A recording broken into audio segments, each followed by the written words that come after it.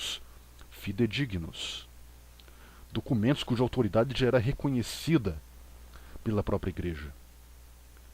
E por mais que os livros do Novo Testamento tenham sido escritos num período em que a igreja já estava crescendo, ela não foi um produto da igreja, e sim um produto que, primeiro, conta com a autoridade do próprio Deus e que foi escrita pelas maiores autoridades da igreja.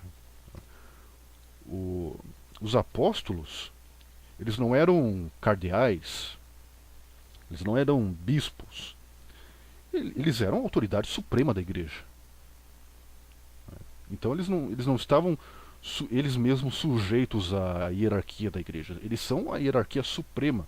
Até hoje nada pode se igualar a um apóstolo. Por isso que nós nos opomos ao conceito de sucessão apostólica, tal como os católicos romanos entendem. Porque o poder apostólico ele não poderia ser transferível. Ele não era transmitível. Então, os apóstolos não podem ter deixado sucessores diretos. Enfim, vamos a Irineu aqui. O verdadeiro conhecimento é a doutrina dos apóstolos e a antiga constituição da igreja em todo o mundo, e a manifestação distinta do corpo de Cristo conforme as sucessões dos bispos, pelas quais transmitiram àquela igreja, que existe em todos os lugares e chegou até nós, sendo guardada e preservada sem nenhuma falsificação nas Escrituras, por um sistema muito completo de doutrina e sem receber adição e nem subtração. E a leitura da palavra sem falsificação e uma exposição lícita e diligente em harmonia com as Escrituras, sem perigo nem blasfêmia, e o preeminente carisma do amor, o qual é mais precioso do que o conhecimento, mais glorioso do que a profecia e que excede todos os outros dons.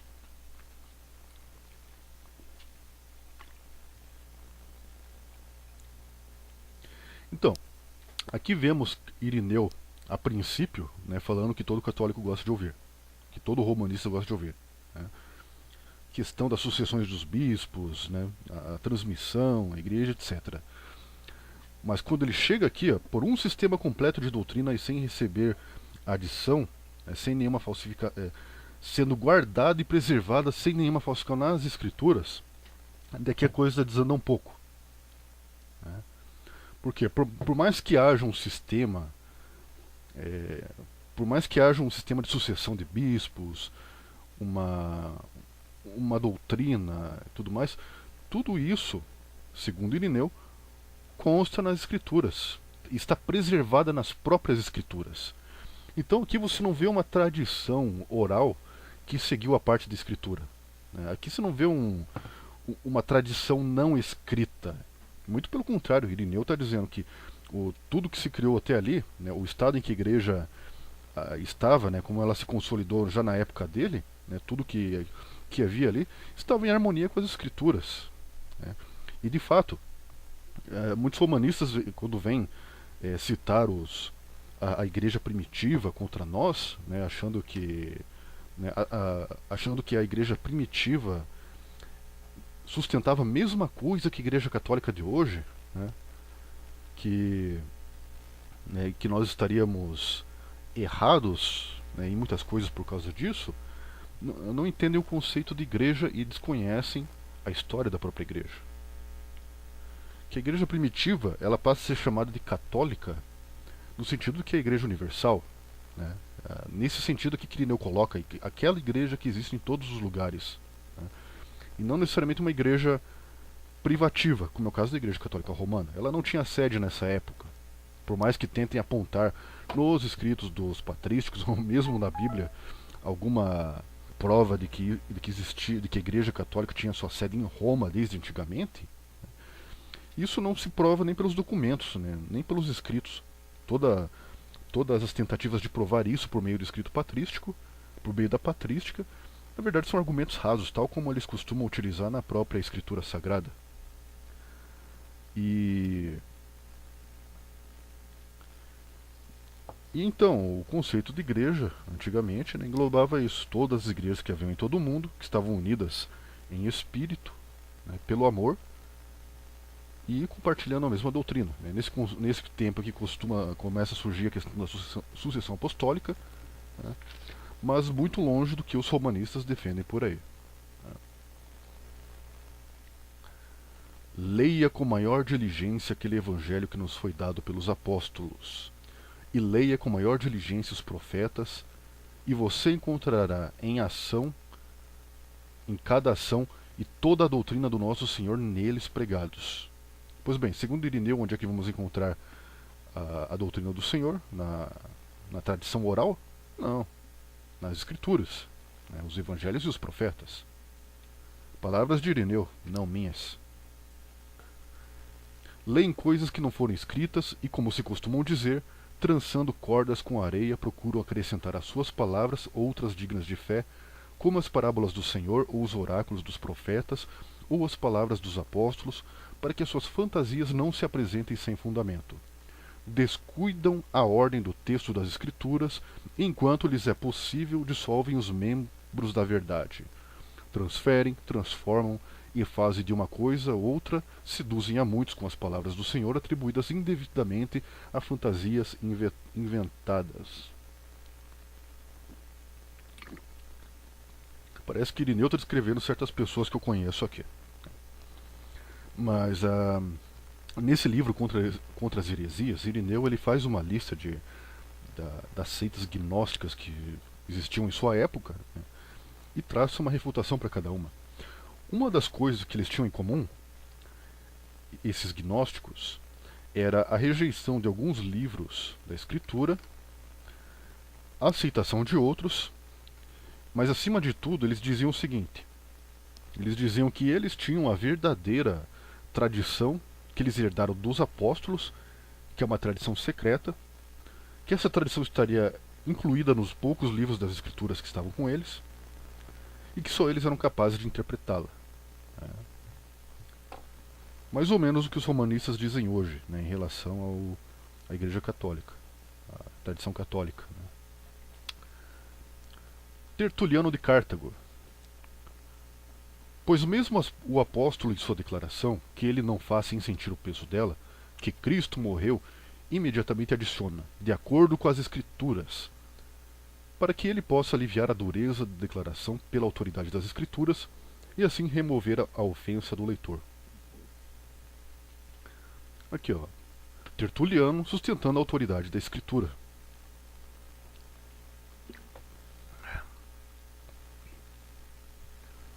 Certamente não se poderia crer até mesmo nessas coisas, mesmo do Filho de Deus, a menos que elas fossem dadas a nós nas Escrituras.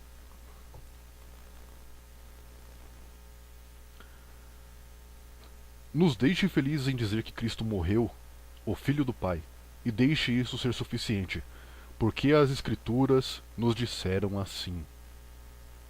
Novamente, a autoridade da Escritura, sustentada por Tertuliano de Cartago, que aliás é o meu patrístico favorito.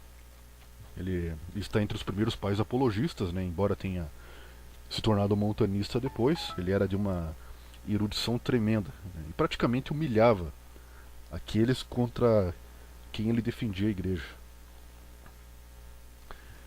E por que deveria eu, um homem de memória limitada, sugerir alguma coisa a mais? Por que recordar algo mais nas Escrituras? Como se a voz do Espírito Santo não fosse suficiente, ou então qualquer outra deliberação fosse necessária? Se o Senhor amaldiçoou e condenou por prioridade os artífices dessas coisas, dos quais ele amaldiçoa e condena os adoradores. Aqui Tertuliano mostrando que a Escritura é a própria voz do Espírito Santo.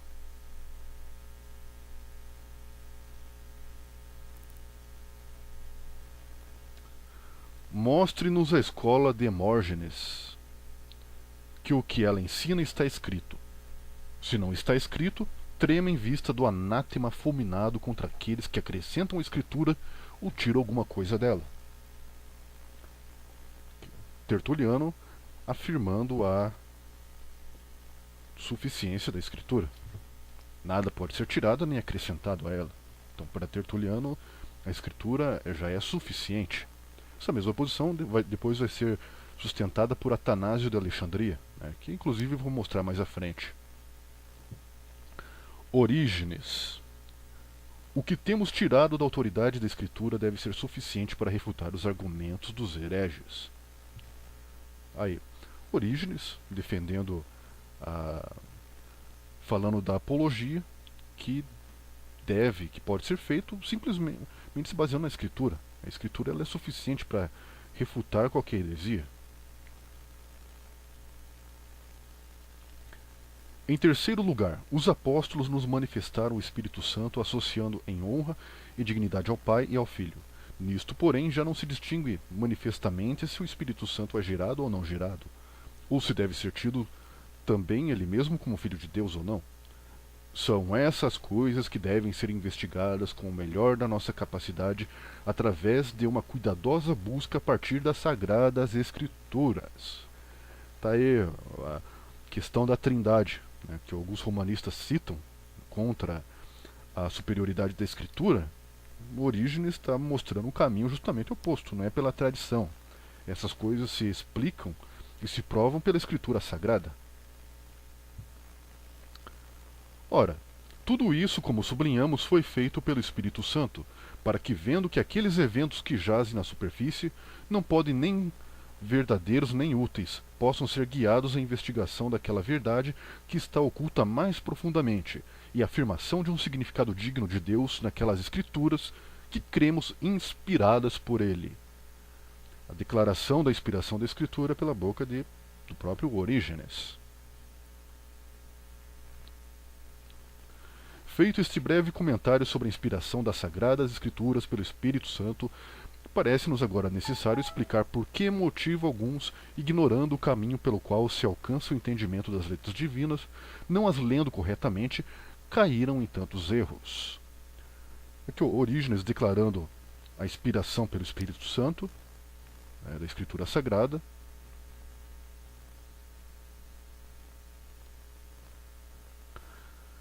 Assim como o homem é dito ser constituído de corpo, alma e espírito, assim também o é a Sagrada Escritura, que pela liberalidade divina foi concedida para a salvação dos homens. Aqui o Orígenes mostrando que a Escritura é um caminho para a salvação, que a Escritura ela nos leva a Cristo, e Cristo é o que nos salva. As pessoas de inteligência que desejam estudar a Escritura também podem descobrir o seu significado por si mesmas.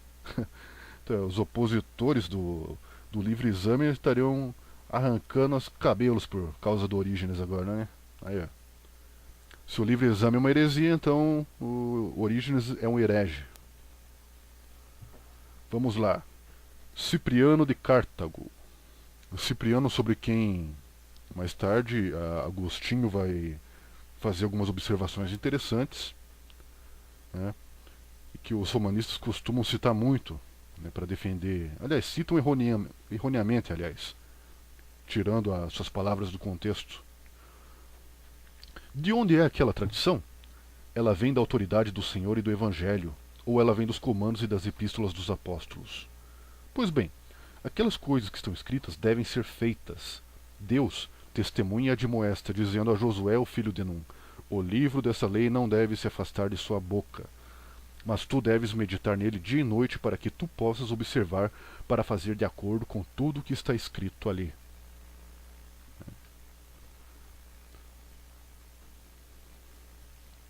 Dionísio de Alexandria. Dionísio não é considerado um pai da igreja, né, é um escritor eclesiástico. Existe essa distinção que muitos a igreja primitiva ela não produziu apenas esses grandes homens que nós conhecemos, que são mais famosos, né, como Tertuliano, Irineu, Orígenes, Clemente, Agostinho, João Crisóstomo, Jerônimo, Basílio, Atanásio, enfim, né, esses mais conhecidos. Tem uma quantidade enorme de escritores da igreja primitiva, né, a partir ali do século II, né, que são pouco conhecidos. Uns mais ou menos, né, outros poucos, que eles não são considerados pais da igreja, mas são chamados de escritores eclesiásticos. Esse que é o caso do Dionísio de Alexandria, entre alguns outros que eu vou citar aqui também. Nós não temos vergonha de mudar as nossas opiniões se a razão nos convence a isso, para reconhecer um fato, mas com uma boa consciência com toda a sinceridade e com o coração aberto diante de Deus, aceitamos tudo que pode ser estabelecido pelas demonstrações e ensinamentos das Sagradas Escrituras. Ora, o que o Dionísio está falando aqui é quase a mesma coisa que Lutero falou, embora com outras palavras, outra entonação, né, e por outro motivo. Que diante da dieta de Worms, né, quando não foi exortado, né, basicamente foi imposto que ele renegasse aquilo que ele ensinava, aquilo que ele tinha escrito, ele disse que, a menos que se convença pela escritura sagrada e pela razão simples, ele não poderia negar aquilo que ele escreveu e o que ele ensinava, porque isso seria ir contra a sua própria consciência, e que isso não é certo e nem seguro. Né? Interessante isso, Dionísio falando uma coisa que Lutero vai dizer séculos mais tarde, né, diante de uma imposição tirânica da igreja medieval, né, que não se esforçou para refutá-lo, para convencê-lo de que estava errado, como ele pediu, que aliás pediu humildemente, né? Lutero não fez uma rebelião, uma revolução da noite por dia, como muitos romanistas afirmam por aí. Ele simplesmente descobriu na Sagrada Escritura algo que já estava enterrado há muito tempo. E quando isso veio à tona e a igreja reagiu a isso, ele disse que ele renegaria tudo de bom grado se o convencessem. E ninguém foi capaz de convencer. Não houve nenhum debatedor de peso, né, do lado do papismo, né, que o refutasse e que mostrasse que suas ideias estavam erradas. Inclusive, eu estou preparando um material em relação ao debate de Leipzig, que eu vejo alguns romanistas dizendo que Lutero apanhou de John Eck. Na verdade, foi bem o contrário. Né? O John Eck venceu o debate por uma artimanha política. Né? Ele conseguiu fazer com que, primeiro, aquele debate não fosse disponibilizado pelo público, como Lutero pediu, né? Ficou restrito apenas às universidades e autoridades da igreja, né? E conseguiu fazê-lo passar por herege, ao fazer ele dizer que as ideias de Jan Hus, que foi considerado um herege pela igreja e condenado, né, não estavam erradas. Né? E de fato, as ideias de Jan Hus não estavam erradas. Foi aí uma vítima da tirania da igreja medieval. E acabou pagando com a vida por causa disso. Foi queimado na fogueira. E ao fazer Lutero declarar isso, o John Eck conseguiu garantir a sua vitória, entre aspas, né, diante das autoridades acadêmicas e eclesiásticas. Mas lendo a transcrição do debate, você vê claramente que Lutero dá um banho em John Eck, tanto na escritura sagrada como no conhecimento patrístico.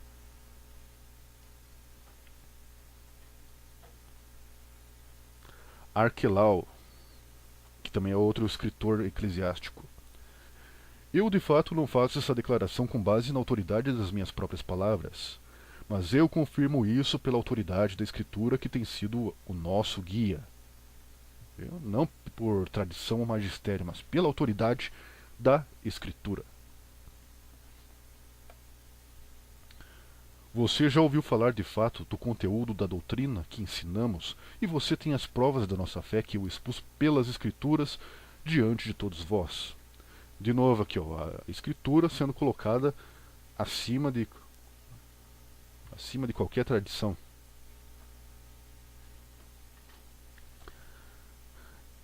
Pois bem, né, o que eu tenho mostrado até aqui? Que os primeiros pais da igreja, eles tinham a Escritura tão em conta quanto os apóstolos, e como o próprio Cristo também ratificou.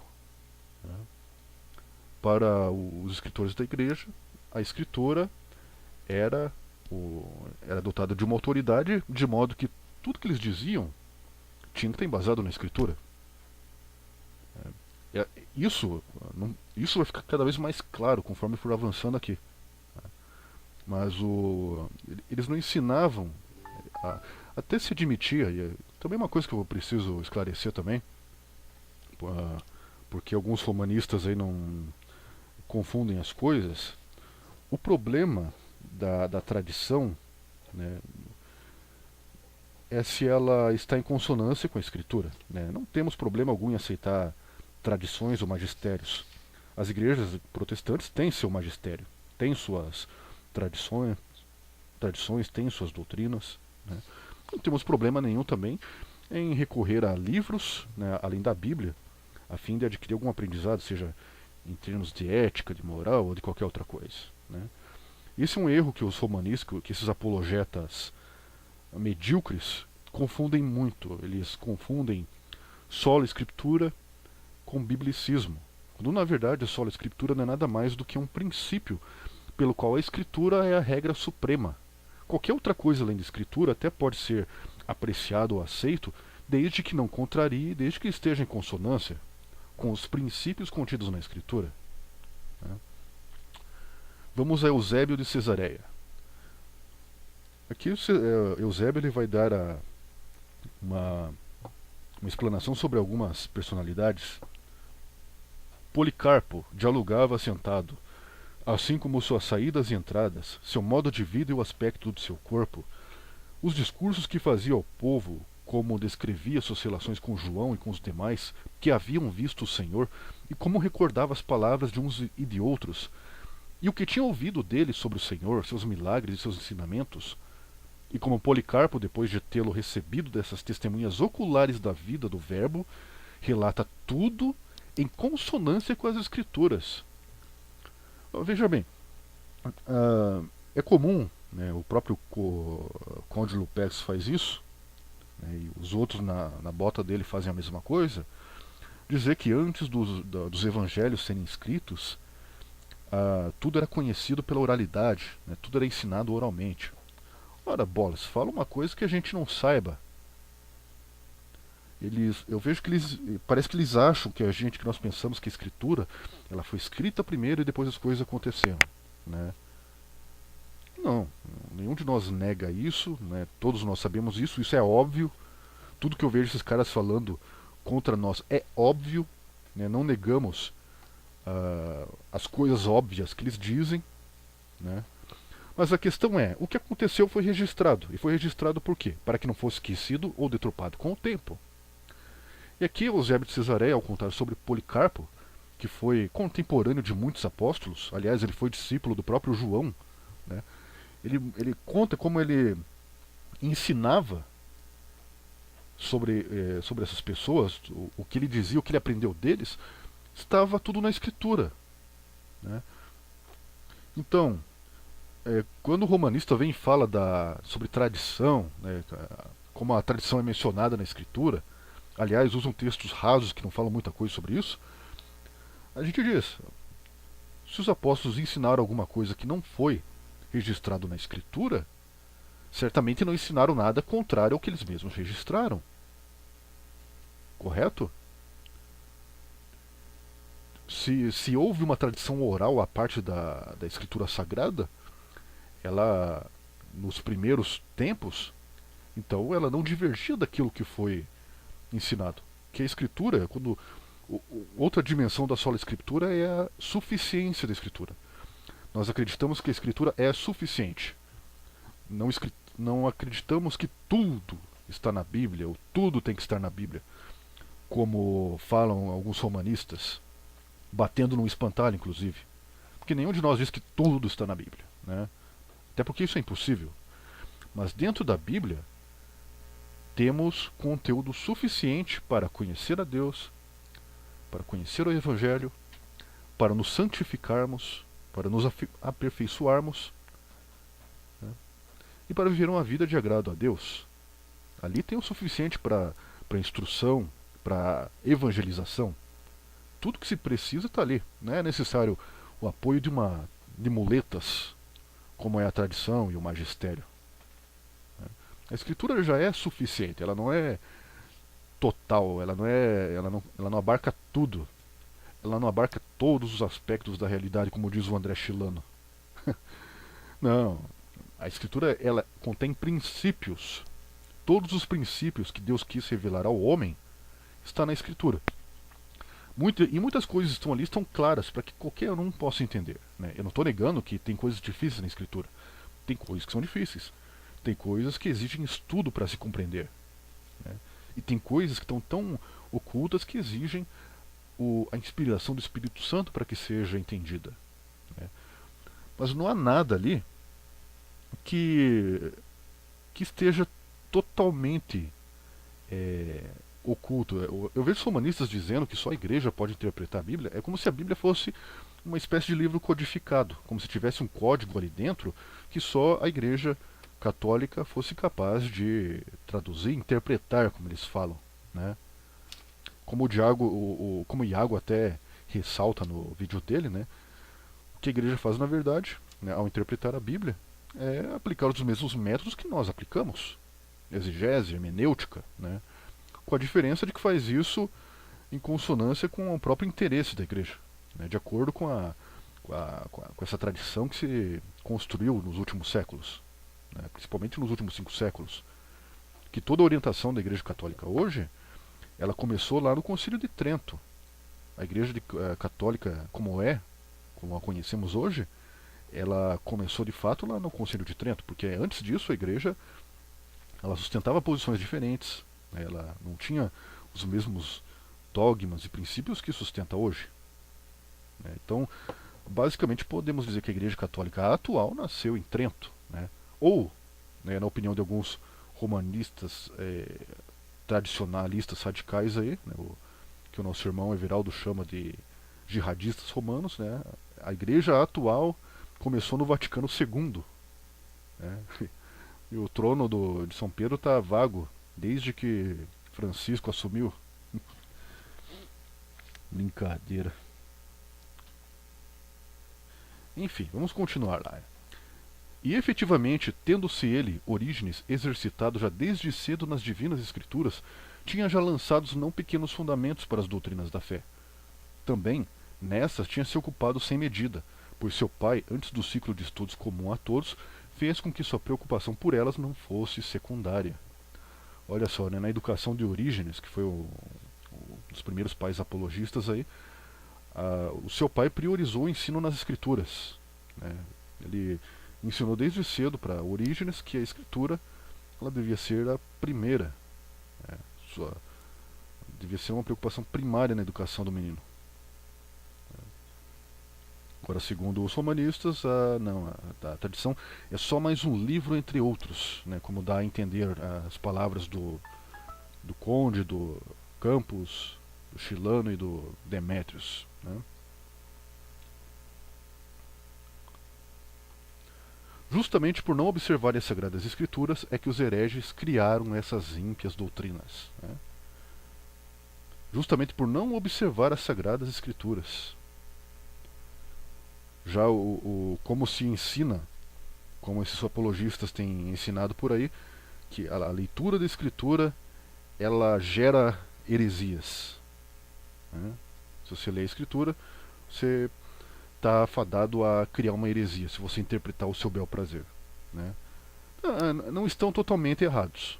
Né? Se alguém interpretar a Escritura a partir da sua própria vontade ou da sua orientação ideológica, vai criar heresias, que aliás é o que esses apologistas fazem, e fazem largamente. Né? Leem a Escritura de acordo com a sua posição ideológica. Aliás, eu vejo muitos deles até, inclusive, negando a própria autoridade de concílios e de alguns papas, do magistério, né, com base em sua orientação ideológica. Né, porque, embora eles digam que a Igreja Católica é una, né, na verdade ela está partida. Dentro do catolicismo vemos partidos, gente que assume determinado partido, como é o caso dos romanistas, né, que negam, que por exemplo repudiam o Concílio Vaticano II. Né? Eu até estava discutindo com um rapaz aqui que eu não enquadro como um romanista, né? Era até um católico sincero. Mas ele é um tradicionalista. Né? Ele diz que o Vaticano II não vale, não foi válido, que foi um concílio ímpio, que não é um concílio da igreja. Eu falei, mas o concílio não é uma autoridade dentro da igreja, não é um órgão que está acima até mesmo do próprio Papa, né, que isso foi definido lá no concílio de de Constanza, foi o mesmo que, aliás, condenou Jean Hus à fogueira. O concílio que tinha um poder até para constituir um papa ou derrubar papas. Né? E o cara vem me dizer que o concílio estava errado. Né? Ora, bolas. Deu alguns argumentos lá, mas só se contradisse. Só entrou em contradição.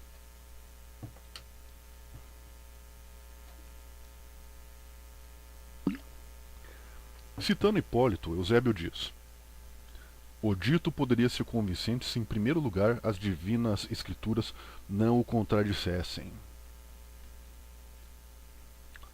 Pois é, aqui está Eusébio citando o Hipólito, que foi outro escritor eclesiástico, né, que ao debater contra alguns hereges, eu não me lembro qual grupo de hereges que eram, mas eles faziam uma afirmação, né, que eles fizeram uma determinada afirmação lá, não me lembro, tem que ir atrás, mas enfim, que parecia até ser uma coisa aceitável. Né? O problema é que ela era contraditória à escritura, por isso não aceita. Entra dentro daquilo que eu falei. Nós não aceitamos nada que seja contraditório à escritura. Né? Se um papa disser alguma coisa que esteja de acordo com a escritura, eu vou concordar com ele e bater palma, não tem problema nenhum. Né? Mas se um ateu disser uma coisa que está de acordo com a escritura, né, não há problema algum em aceitar. Agora, diferente do Demétrios, né, isso até é uma característica daquilo que eu falei sobre mentalidade revolucionária, né, que julga as pessoas não pelo que elas são, mas pelo que sustentam. Não é exatamente isso. Ele julga uma ideia, né, de acordo com a pessoa. Né? Por exemplo, ele é totalmente contra, ele acha ruim a liberdade de culto. Ele fala que ela é ruim porque foi instituída por um ateu comunista. Né? O comunismo é uma merda. O fato do cara ser ateu, né, isso é uma escolha pessoal dele. Né? Mas a liberdade de culto é uma coisa ruim. É ruim para uma mentalidade totalitária. Né? Pro Demétrios, que acha que a igreja deve dominar sobre o Estado, que todos devem estar sujeitos à autoridade da igreja católica e que a igreja católica deveria ter calabouços e fogueiras, né? Para alguém que pensa desse tipo, dessa forma, a liberdade de culto é uma coisa ruim. Né? E é ruim porque foi dita por um ateu comunista. Né? Olha, se um ateu comunista dizer uma coisa sensata, eu vou acatar o que ele diz pela sensatez do que ele diz. Né? Se diz algo baseado na verdade, né, é isso que eu tenho que relevar, não a pessoa e não necessariamente a orientação política ou ideológica dele. A menos que ele faça uma leitura disso com base nessa orientação político-ideológica. Né? Liberdade de culto, né? Mas só liberdade de culto para a igreja católica. É essa liberdade de culto que o Demétrios acredita. Né? Embora ele critica fortemente os países protestantes que perseguiram os católicos, que restringiram o culto, e nesse caso concordo com eles, foi uma coisa abominável, né? Por outro, ele achou extremamente abominável que aqui no Brasil tivesse liberdade de culto para outras religiões além da religião católica. Né? Indignação seletiva. Né? Isso é outra característica da tal mentalidade revolucionária que o Olavo discorre. O Macabeus aí, Macabeus não, desculpe, o Demétrios, né, sustentando esse tipo de pensamento, né, denunciando a mentalidade revolucionária, e ele mesmo tem uma mentalidade revolucionária, porque o modo dele pensar não é diferente de um comunista.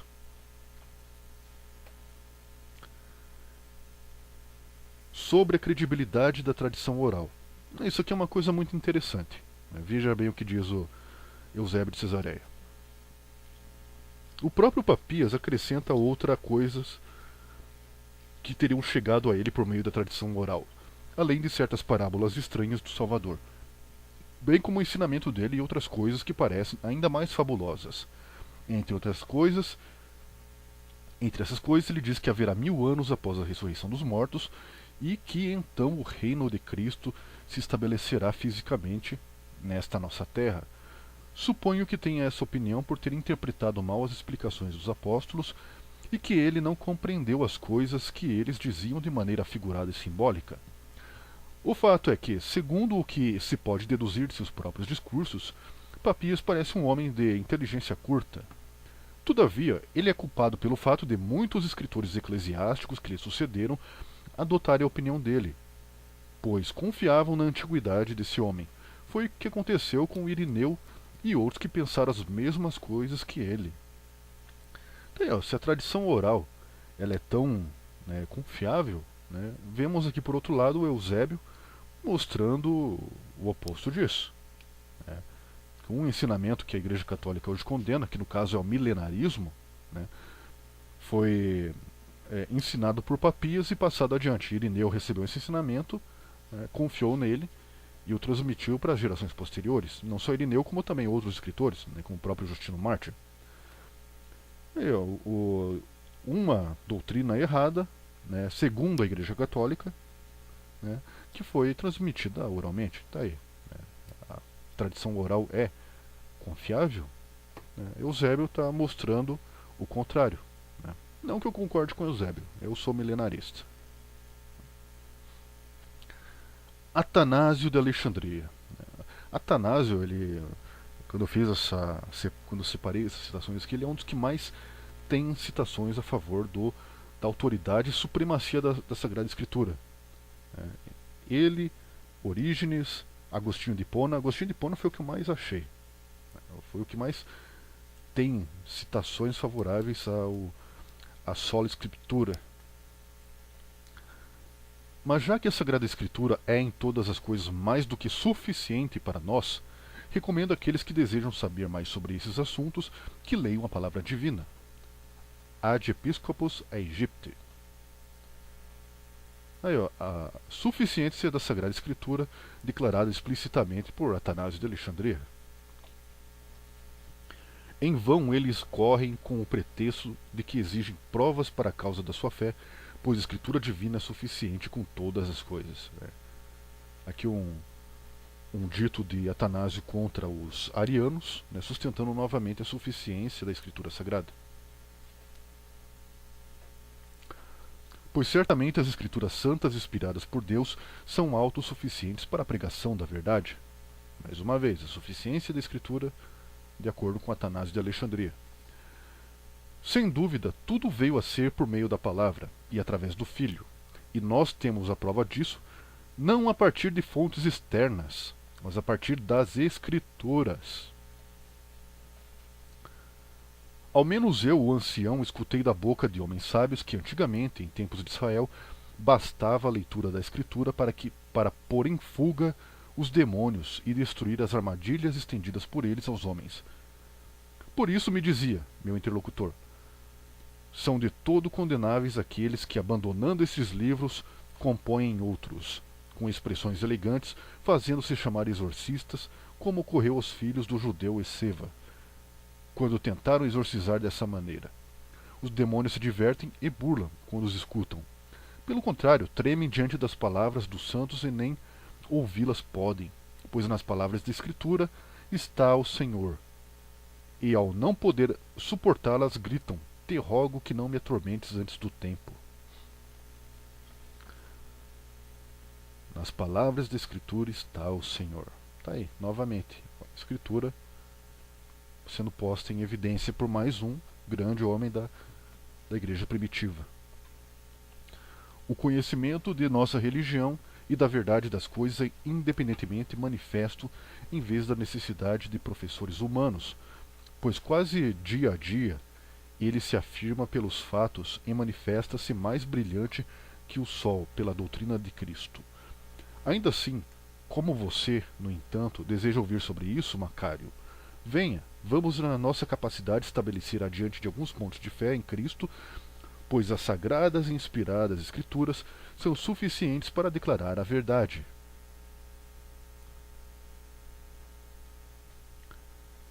Mas o nome de essência foi estabelecido pelos pais por simplicidade, e por ser desconhecido pelo povo causou revolta, porque as escrituras não o contêm, e pareceu por bem aboli-lo, e no futuro não fazer menção a ele em nada, uma vez que as divinas escrituras não fizeram nenhuma menção da essência do Pai e do Filho.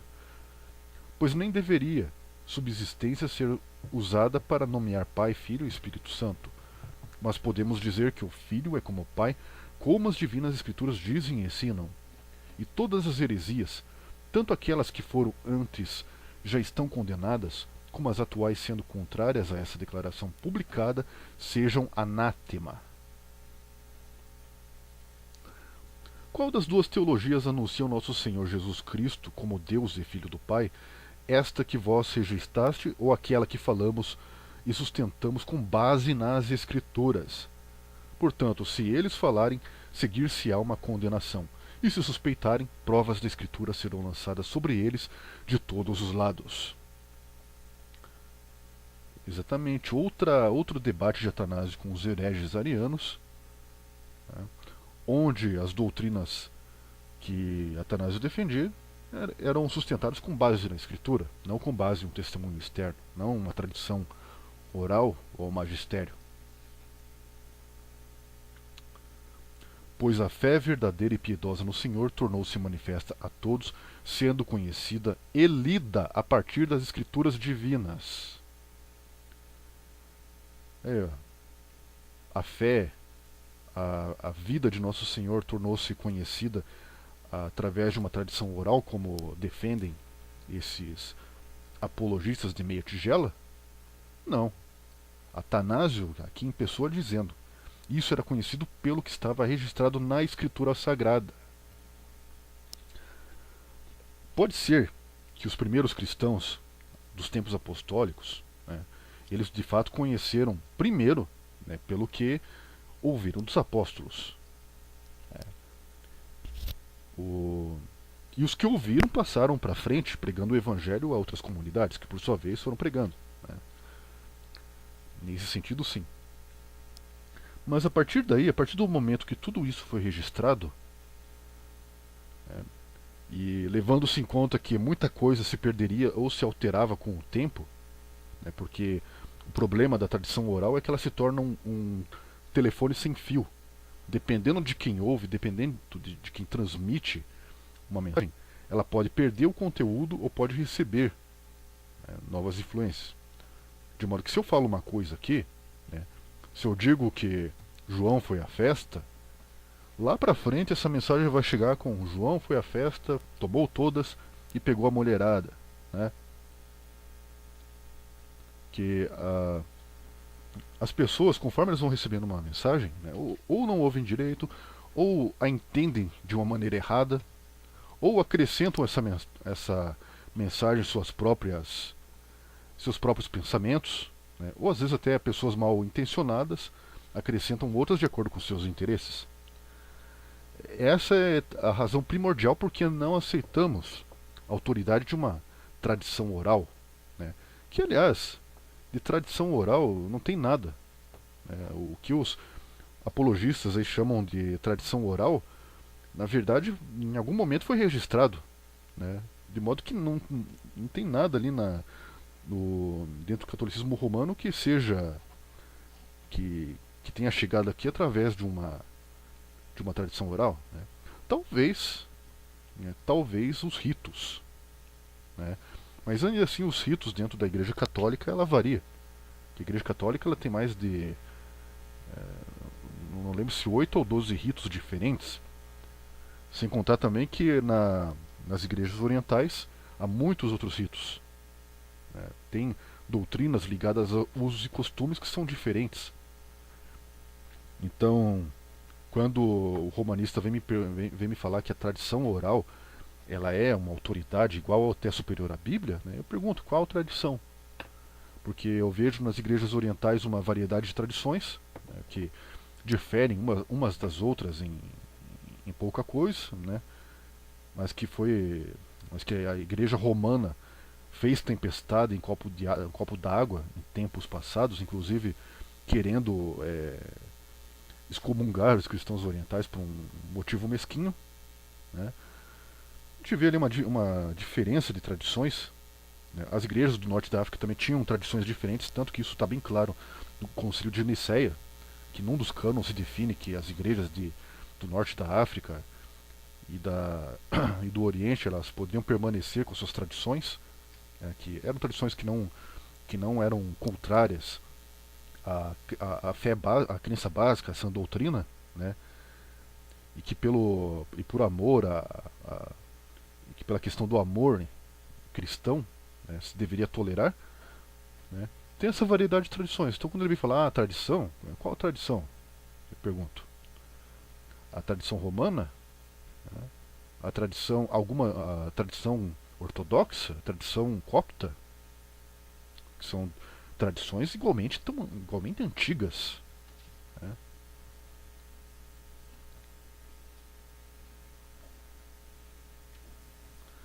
Aquele que corre até a meta das virtudes e deseja conhecer a conduta do Salvador durante sua vida mortal, o sagrado livro o conduz primeiro, através da leitura, a consideração dos movimentos da alma e, a partir daí, vai representando sucessivamente o resto, ensinando aos leitores graças a ditas expressões, né?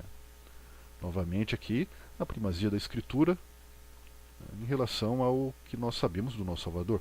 Porque nada, né, do que nós conhecemos de Cristo, ou do que ele ensinou, pode se conhecer através de uma tradição. Tudo que sabemos dele, sabemos por causa dos evangelhos. Aí vem aquele romanista que me disse que a igreja não precisa nem da Bíblia, que a tradição oral é suficiente. O que você saberia do que Jesus falou e ensinou se não fosse o que foi registrado? Jerusalém. Que este selo permaneça sempre em tua mente, o qual foi agora colocado em teu coração, e que, se o Senhor o permitir, daqui em diante, será elaborada de acordo com nossas forças, por provas da Escritura. Porque concernente aos divinos e sagrados mistérios da fé, é nosso dever não fazer nem a mais insignificante observação sem submetê-la às Escrituras sagradas, nem sermos desviados por meras probabilidades e artifícios de argumentos. Não acreditem em mim, porque eu vos digo essas coisas, a menos que recebam das sagradas Escrituras a prova do que vos é apresentado.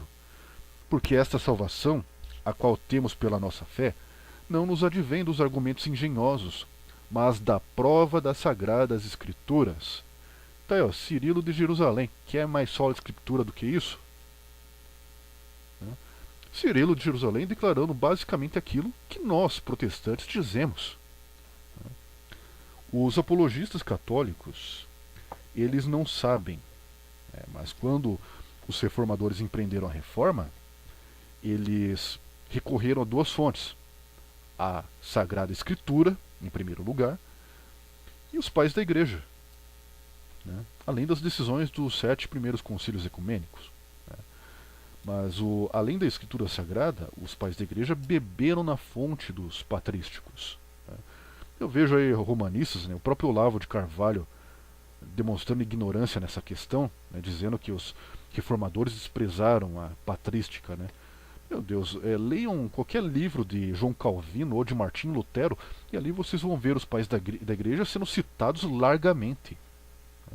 Tanto é que o conceito de sola escritura, eu não digo a expressão, mas o conceito, e também de livre exame, eles não inventaram do nada. Isso aí foi tirado dos próprios patrísticos. Isso é uma coisa que advém da patrística e principalmente da escritura. Porque vemos essa prática de colocar a autoridade da escritura, né, de tudo que se discute ou se vem a propor, né, ou que se vem a estudar, né, que seja com base naquilo que foi escrito. Né. Isso você vê lá no Novo Testamento, no próprio Novo Testamento, você vê Jesus, os apóstolos, né, citando as escrituras, recorrendo às escrituras para dar alguma lição, né, ou para corrigir. Isso primeiro está na escritura e depois os pais da igreja vão sustentar isso, como eu estou mostrando aqui e como vamos continuar mostrando. Né? E não só os pais da igreja, como também escritores medievais. Mas enquanto avanças naquilo que estudas e professas, agarra-te e sustenta apenas a esta fé, que pela Igreja é entregue a ti e é estabelecida a partir de toda a Escritura. Por nem todos poderem ler a Escritura, sendo uns por ignorância ou outros por negócios da vida, o conhecimento da mesma está fora do alcance deles. Assim, a fim de que suas almas não pereçam por carecerem de instrução por meio dos artigos, que são poucos, procurando abranger toda a doutrina da fé, e para o presente momento confiamos a fé à memória, meramente atentando às palavras, esperando, porém, que, no tempo oportuno, possa salvar cada vez os artigos da fé pelas divinas escrituras. Pois os artigos de fé, não foram compostos ao bel prazer dos homens. Antes, os mais importantes pontos delas foram selecionados a partir de todas as escrituras, forjando o único ensino da fé. E como a semente da mostarda em seu pequeno grão contém muitos ramos, assim também esta fé, em umas poucas palavras, tem abrangido em seu seio o pleno conhecimento da piedade contido em ambos, Antigo e Novo Testamentos. Aqui Cirilo mostrando que o ensinamento da Escritura, principalmente aqueles que não podiam lê-la, seja por ignorância ou por falta de tempo, né, que era contido nos artigos de fé, e esses artigos de fé eles eram totalmente embasados na Escritura. Né? Não havia nada ali que não fosse contrário ou fora da Escritura Sagrada. Né? Aí, talvez disso aqui os romanistas abstraem a ideia de que a tal tradição oral, né, tivesse a mesma autoridade da Escritura Sagrada. Né? Quando os patrísticos deixam bem claro que tudo que eles ensinam, tudo que é ensinado, né, tem que estar em consonância com a Escritura. Na verdade, o que se ensina procede da própria Escritura. Né? Mesmo essa tradição catequética, a forma de ensino, ela está totalmente ancorada na Escritura, não é baseado em uma tradição oral. A Escritura Sagrada é a fonte de tudo.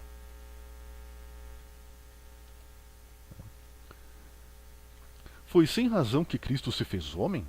Será que os nossos ensinamentos são frases engenhosas e sutilezas humanas? Não são as Sagradas Escrituras a nossa salvação? Não são as Sagradas Escrituras a nossa salvação? Quando isso aqui sai da boca de um protestante, esses caras têm um ataque de pelanca que chega a ser engraçado, né? Mas é Cirilo de Jerusalém que está falando isso. Né? Não somos nós.